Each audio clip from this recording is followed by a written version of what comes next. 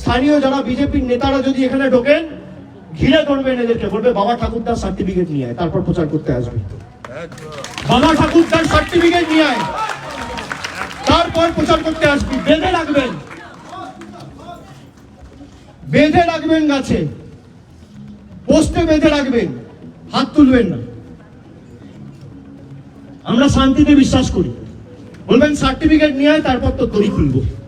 যা, তোর বাবার সার্টিফিকেট, বাবার বার্থ সার্টিফিকেট, তোর দাদুর বার্থ সার্টিফিকেট, তোর ঠাকুরদার বার্থ সার্টিফিকেট, আর তোর দিদিমার বার্থ সার্টিফিকেট। তোর অমিত শাহ, মোদী সরকার যে আমাদের থেকে সার্টিফিকেট চেয়েছে, আগে তোরা সেই সার্টিফিকেট মানুষকে দেখা, তারপর কাগজ চাইবি মানুষের থেকে।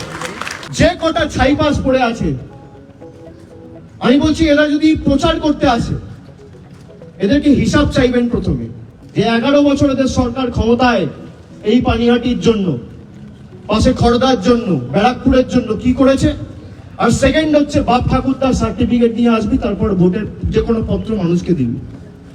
যদি না দিতে পারে বেঁধে রাখবেন। আমি আছি। 4 তারিখ থেকে SIR শুরু হবে। 4 তারিখ থেকে 1 মাস যতদিন ফর্ম বিলি হবে, আমি রাস্তায় থাকবো।